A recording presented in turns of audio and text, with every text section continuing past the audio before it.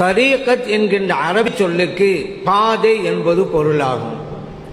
இன்னைக்கு சில பேர் சொல்லுவாங்க, அது என்னங்க தரீகத்து, ஷரியத் இருந்தா போதுங்க, தரீகத்தெல்லாம் தேவையில்லைங்க என்று சொல்லுபவர்களும் இருக்கிறாங்க. இன்னும் சில பேர் தரீகத்து தேவைதான், அதுக்கு சில பேர் இருக்கிறாங்க, அது போதும் நமக்கெல்லாம் தேவையில்லை என்று சொல்பவர்களும் இருக்கிறார்கள். ஆனா அல்லாஹ் என்ன தெரியுமா சொல்றான், உங்க எல்லோருக்கும் ஷரியத்தும் தேவை, தரீகத்தும் தேவைங்கிறான். லிகுல்லின் ஜஅல்னா மின்கும் ஷிர்அத்தன் வ மின்ஹாஜா, ஒவ்வொருவருக்கும் நாம் ஷரீஅத்தையும் அமைத்து வைத்திருக்கிறோம், தரீகத்தையும் அமைத்து வைத்திருக்கிறோம் என்று அல்லாஹ் குர்ஆனில் சொல்லியிருந்தான். ஷிர்அத் என்றால் ஷரீஅத், மின்ஹாஜ் என்றால் தரீகத்து. மின்ஹாஜ் என்றால் அரபி மொழி பிரகாரம் தமிழ்ல நம்ம பாதைன்னு தான் சொல்லுவோம். பாதை என்பதற்கு அரபி மொழியில் சபீல் அப்படின்னு சொல்லலாம், தரீகத் அப்படின்னு சொல்லலாம், மின்ஹாஜ் என்று சொல்லலாம். எல்லாமே பாதைன்னு அர்த்தம். அப்ப அந்த மின்ஹாஜ் என்பதற்கு தான் தரீகத்துங்கிற வார்த்தையை இப்போ நம்ம யூஸ் பண்ணிட்டு இருக்கோம். தரீகத் என்றாலும் பாதைன்னு அர்த்தம். இப்போ ஷரியத்தும் இருக்கிறது, தரீகத்தும் இருக்கிறது என்று இறைவன் சொல்லும் பொழுது ஷரியத்து போதும் தரீகத் தேவையில்லைன்னு சொன்னா அப்ப அல்லாஹ் தேவையில்லா சொல்லிவிட்டானா? உங்களுக்கு ரெண்டை நான் அமைத்து வைத்திருக்கேன் என்று சொல்லும் பொழுது இல்ல இல்ல ஒன்னு போதும் என்று சொன்னால் இப்ப இறைவன் சொன்னதிலே பிழை ஏற்பட்டு விட்டாரா? ஒரு மனிதனுக்கு என்னென்ன தேவைங்கிறது இறைவன் தானே முடிவு செய்யணும். அந்த இறைவன் முடிவு செஞ்சுட்டானே உங்களுக்கு ஷரியத்தும் தேவை, தரீகத்தும் தேவை என்று. யா அய்யுஹல்லதீன ஆமனு, இறை நம்பிக்கையாளர்களே, ஆமீனு ஈமான் கொள்ளுங்கள்ங்களாம். என்னங்க இது, ஈமான் கொண்டவர்களே என்று அழைக்கின்ற போதே ஈமான் கொண்டாச்சுல, அப்புறம் எப்படி ஈமான் கொள்ளுங்கள்ல? உட்கார்ந்து இருப்பவர்களே உட்காருங்கள், அதான் உட்கார்ந்து இருக்கிறாங்களா, அப்புறம் போய் உட்கார ஏன் சொல்றது? எழுந்து நிற்பவர்களே எழுந்து நில்லுங்கள். ஏன் எதை எழுந்துதான் நிற்கிறாங்க? யாயு அல்லது நாமனு, இறை நம்பிக்கையாளர்களே என்றாலே இறை நம்பிக்கை வந்து விட்டது, ஈமான் வந்து விட்டது. மறுபடியும் நீங்கள் இறை நம்பிக்கை கொள்ளுங்கள், ஈமான் கொள்ளுங்கள்ல. ஷரியத்திலே இருப்பவர்களே தரீகத்திற்கு வாருங்கள் அர்த்தம். உங்களுடைய ஈமானை முழுமைப்படுத்துவதற்கு நீங்கள் தரீகத்திற்குள் நுழையுங்கள் என்றுதான் அல்லாஹ் தஆலா இங்கு சொல்லி காட்டுகிறான்.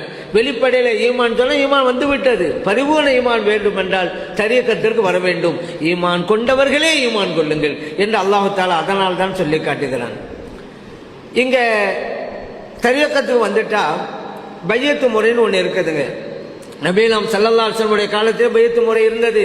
ஹுதைபியாங்கிற இடத்திலே ஒப்பந்தம் சஹாபா பெருமக்களுக்கும் நபிலாம் ஸல்லல்லாஹு அலைஹி வஸல்லம் அவர்களுக்கும் மத்தியிலே நடந்தது.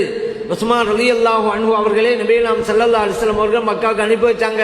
நாங்கள்லாம் நிராயுத பணிகளாக தான் வந்திருக்கிறோம், உம்ராவை நிறைவேற்ற வந்திருக்கிறோம், உங்களோடு சண்டை போடவெல்லாம் நாங்கள் வரலை, அதனால இங்கே அனுமதி தாங்க என்று கேட்டுட்டு வாங்க என்று உஸ்மான் ரலியல்லாஹு அவர்கள் அனுப்பி வச்சாங்க நபிலாம் ஸல்லல்லாஹு அலைஹி வஸல்லம் அவர்கள். உஸ்மான் ரலியல்லாஹு போனாங்க, அனுமதி கேட்டாங்க. அந்த மக்கள் சொன்னாங்க, இந்தாங்க நீங்க வந்துட்டீங்க, வேண்டுமானா நீங்க உம்ரா நிறைவேற்றிட்டு போங்க. அதே நேரத்தில் நபியலாம் ஸல்லல்லாஹு அலைஹி வஸல்லம் அவங்களுக்கோ அவங்க கூட வந்தவங்களுக்கோ ஒரு காலம் நாங்கள் அனுமதி தரமாட்டோம் என்று சொல்லிட்டாங்க. உஸ்மான் ரலியல்லாஹு சொன்னாங்க, உம்ரா வணக்கம் எனக்கு முக்கியம் தாங்க, ஆனால் அதை விட முக்கியம் இந்த வணக்கத்தை எனக்கு சொல்லி தந்தாங்கல்ல கண்மணி நாயகம் ஸல்லல்லாஹு அலைஹி வஸல்லம் அவர்கள் தான். அவர்கள் இல்லாமல் இந்த உம்ராவை நான் நிறைவேற்ற மாட்டேன் என்று அவங்க சொல்லிட்டாங்க. இந்த வாசகத்தினால கோபம் அடைந்த அந்த மக்கத்து குறைஷிகள் எல்லாம் உஸ்மான் ரலியல்லாஹு அன்ஹு அவங்களை கைது பண்ணிட்டாங்க. இந்த செய்தி நபியலாம் ஸல்லல்லாஹு அலைஹி வஸல்லம் அவங்களுக்கு கிடைக்குது. நபியலாம் ஸல்லல்லாஹு அலைஹி வஸல்லம் அவர்கள் அருமை தோழர்களை அழைத்து வைத்துக் கொண்டு ஒரு ஒப்பந்தம் செய்யறாங்க. நம்முடைய உடம்பிலே ஒரு சொட்டு இரத்தம் இருக்கின்ற வரைக்கும் அல்லாஹ்விற்காக தியாகம் செய்ய வேண்டும், ஜிஹாது செய்ய வேண்டும், தயாரான்னு கேட்டாங்க. எல்லா சஹாபா பெருமக்களும் தயார் என்று நம்முடைய கைகளை நீட்டினாங்க. அந்த கைகளுக்கு மேலே தனது புனிதமான கையை கண்மணி நாயகம் ஸல்லல்லாஹு அலைஹி வஸல்லம் வைத்தார்கள். இந்த நிகழ்வை அல்லாஹ் குர்ஆன் சொல்லும் பொழுது, இன்னல்லதீன யுபாயிஊனக இன்னமா யுபாயிஊனல்லாஹ், எனது திருத்தூதர் ஸல்லல்லாஹு அலைஹி வஸல்லம் அவர்களே, உங்களிடம் பையத்து செஞ்சாங்களே அவர்கள் அல்லாஹ்விடம் தான் பையத்து செய்தார்கள். யதுல்லாஹி ஃபௌக ஐதீஹிம், அல்லாஹ்வுடைய கைதான் அவருடைய கைகளுக்கு மேலே இருந்தது. இப்ப வெளிப்படையில பார்த்தா பையத்து யாருக்கு நடந்தது? நபியலாம் ஸல்லல்லாஹு அலைஹி வஸல்லம் அவங்களுக்கும் சஹாபா பெருமக்களுக்கும் தான். சஹாபா பெருமக்கள் யார்கிட்ட ஒப்பந்தம் செஞ்சாங்க? நபியலாம் ஸல்லல்லாஹு அலைஹி வஸல்லம் அவங்கள்ட்ட தான். ஆனா அல்லாஹ் சொல்கிறான், வெளிப்படையிலே உங்களோடு அவர்கள் பையத்து செய்திருந்தாலும் யதார்த்தத்தில் அல்லாஹ்வோடு தான் அவர்கள் ஒப்பந்தம் செய்தார்கள். வெளிப்படையில கண்மணியாம் ஸல்லல்லாஹு அலைஹி வஸல்லம் அவருடைய கைதான் இருக்கிறது. அல்லாஹ் சொல்கிறான், வெளிப்படையிலே உங்கள் கை இருக்கலாம், ஆனால் யதார்த்தத்தில் அங்கே எனது கைதான் இருந்தது. யதுல்லா, அல்லாஹ்வின் கைதான் அங்கே இருந்தது என்று அல்லாஹ் குர்ஆன்ல சொல்லிட்டான். அப்ப பையத்து முறைங்கிறது நபியலாம் ஸல்லல்லாஹு அலைஹி வஸல்லம் உடைய காலத்தில் இருந்திருக்கிறது. இன்னொரு விஷயம் என்ன தெரியுமா? இந்த வசனத்தை இறைவன் சொல்வது ஃபத்ஹ் சூராவுல, சூரத்துல் ஃபத்ஹ் இருக்குங்க. ஃபத்ஹ்னா வெற்றி அர்த்தம், வெற்றி அத்தியாயம். அதுல தான் இறைவன் இந்த பையத்து சம்பந்தமா சொல்றான். இதிலே ஒரு மெசேஜ் அல்லாஹ் நமக்கு சொல்லி தர்றான், பையத்து முறைக்கு வாருங்கள், அப்பொழுதுதான் உங்களுக்கு வெற்றி உண்டுங்கிற சொல்லி தர்றான். அதனால தான் இறைவன் அந்த சூறாவில் அமைச்சான். இல்லாட்டி இந்த வசனத்தை வேற சூறாவில் சொல்லியிருக்கலாம்ல, ஏன் வெற்றி சூறாவில் தரணும்? இதுக்கு துளைக்கு வரணும், அப்பதான் உங்களுக்கு வெற்றி இருக்கிறது. இங்கேயும் வெற்றி, அங்கேயும் வெற்றி. அடுத்து இங்க நபியலாம் ஸல்லல்லாஹு அலைஹி வஸல்லம் அவர்கள் தங்களுடைய கையை சஹாபா பெருமக்களுடைய கைகளுக்கு மேல வச்சாங்கல்ல, அந்த நேரத்தில் உஸ்மான் ரலியல்லாஹு அன்ஹு இல்லையில, பையத்து பெற்றவர்களுடைய அந்த பலன் உஸ்மான் ரலியல்லாஹு அவங்களுக்கு கிடைக்கணும்ல. அதனால என்ன செஞ்சாங்க, நபியலாம் ஸல்லல்லாஹு அலைஹி வஸல்லம் அவர்கள் ஹாதிஹி யது உஸ்மான், தங்களுடைய வலது கையை காமிச்சாங்க. இது ஹலரத் உஸ்மான் ரலியல்லாஹு அன்ஹு அவர்களுடைய கை என்று தங்க கையை தான் காமிக்கிறாங்க. இந்த கை உஸ்மான் ரலியல்லாஹு அன்ஹு அவர்களின் கை அப்படி சொல்லிட்டு தங்களுடைய இன்னொரு கையின் மேலே இப்படி அடித்தார்கள். இந்த ஒப்பந்தம் உஸ்மான் ரலியல்லாஹு அன்ஹு அவர்களுக்காக செய்யப்பட்ட ஒப்பந்தம் என்று சொன்னாங்க. புகாரிலே பதிவு செய்யப்பட்ட ஹதீஸ்.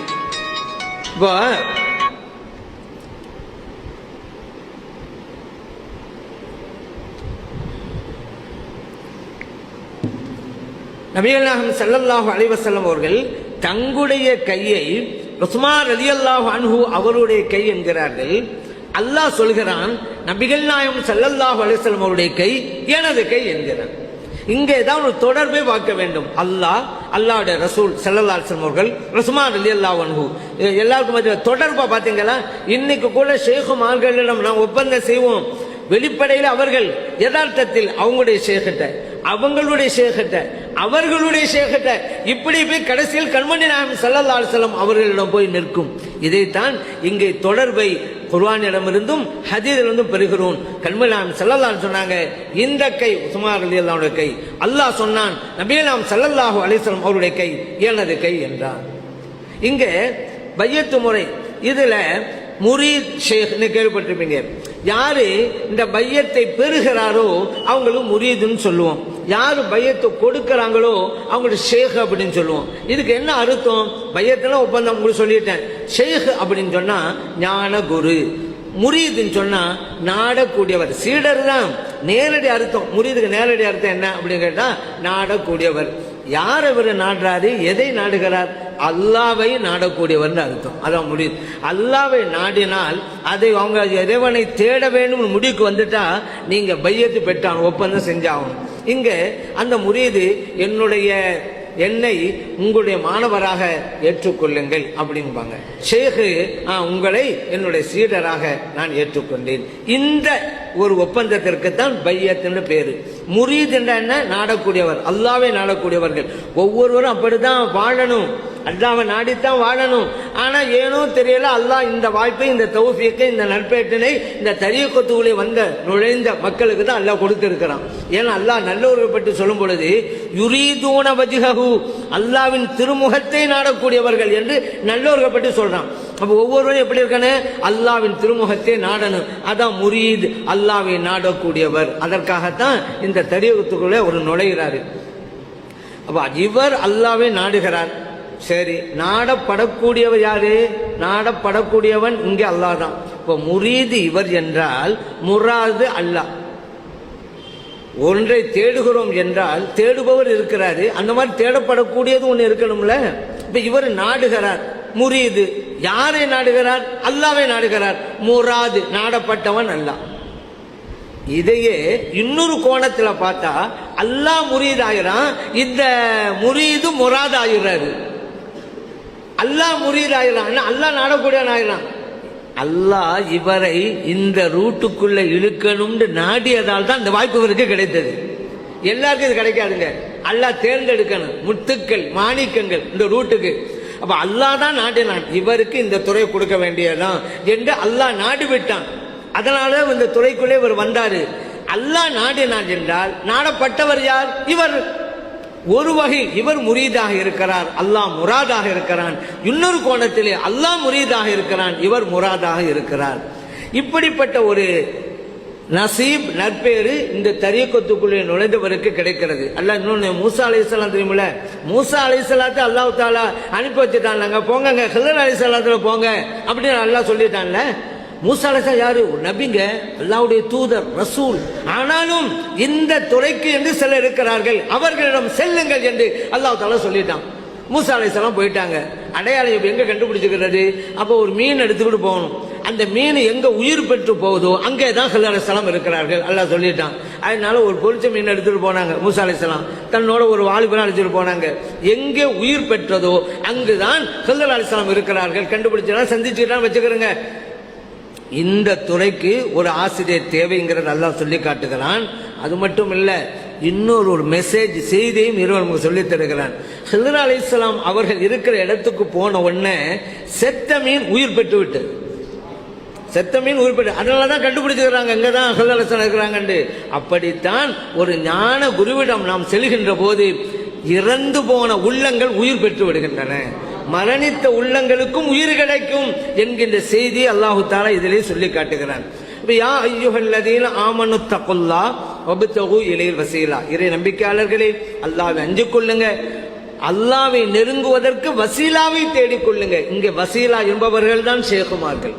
அல்லாஹ்வை நெருங்குவதற்கு வசீலா ஷேகுமார்கள், அவர்களை கொண்டுதான் அல்லாஹ்வை நீங்கள் அடைய முடியும் என்று இறைவன் சொல்லி காட்டுகிறான். இன்னைக்கு சில பேர் சொல்லுவாங்க, அதெல்லாம் எங்களுக்கு தேவையில்லை என்று சொல்லுவவங்களாம் இருக்கிறாங்க. அதெல்லாம் எதுக்குங்க அப்படின்னு வெளிப்படையில் சொல்லுவாங்க. யதார்த்தத்தில் பார்த்தா இப்படி சொல்லக்கூடியதெல்லாம் அல்லாஹ் வழிகேட்டு கிணத்துக்கு போட்டான்னு அர்த்தம். ஏன்னா அல்லாஹ் குர்ஆன் சொல்லும் பொழுது வமை யுலில் ஃபலன் தஜித லஹு வலியல் முர்ஷிதா, அல்லாஹ் யாரை வழிகெடுக்க நினைச்சிட்டானோ அவங்களுக்கு நேர்வழி காட்டுகிற ஷேக் கிடைக்க மாட்டார் என்று அல்லாஹ் சொல்லிட்டான். அப்ப யாருக்கு கிடைக்கும்? அல்லாஹ் யாருக்கு ஹிதாயத் நேர்வழி காட்டும் நினைக்கிறானோ அவங்களுக்கு தான் ஷேக் கிடைக்கும். அல்லாஹ் யாரை வழிகேட்டு கிணத்துல பிடிச்சி தள்ள நினைச்சிட்டானோ அவங்களுக்கு கிடைக்காது. அப்ப இன்னைக்கு தத்துவம் பேசுவாங்க, அதெல்லாம் தேவையில்லை, இதெல்லாம் தேவையில்லை, அதான் மார்க்கத்தில் எங்க இருக்கு கேட்டுட்டு இருப்பாங்க. அப்ப முடிவுக்கு வந்துட வேண்டியதான், அல்லாஹ் இவ்வளவு லலாலத்தில் விட்டுட்டான் அப்படின்னு நினைச்சிட வேண்டியதான். ஏன்னா லலாலத்தில் விட்டவங்க தான் இந்த மாதிரி தான் சொல்லிட்டு இருப்பாங்க. இன்னும் சில பேர் இருக்கிறாங்க, தேவைதான், அதுக்கெல்லாம் ஒரு பக்குவம் வரணும் அப்படி சொல்றவங்களாம் இருக்கிறாங்க. அப்போ பக்குவத்தை தேடிக்கிட்டு எதிர்பார்த்துக்கிட்டே இருக்கிறா. அப்போ மௌத்தா போற வரைக்கும் நான் பையத்து வாங்க மாட்டேன்னு அர்த்தம். இப்போ எப்ப பக்குவம் அடைகிறது, எப்ப பையத்து வாங்குறது? நான் கேட்கிறேன், பக்குவம் அடைந்ததுக்கு பிறகு பையத்து? பக்குவம் அடைவதற்காகத்தான் பையத்து. நீங்க பக்குவம் அடைஞ்சிட்டு இங்க பையத்து வாங்கணும், நீங்க பையத்து கொடுக்கலாமே. ஒரு ஆள் நான் பக்குவம் அடைஞ்சிட்டே இருக்கிறாருங்க, நீங்க பயத்து வாங்கலாம் தேவையில்லை, நீங்க பயத்து கொடுங்க, நீங்க பக்குவம் அடைஞ்சாலாச்சே. பக்குவம் அடைவதற்கு தாங்க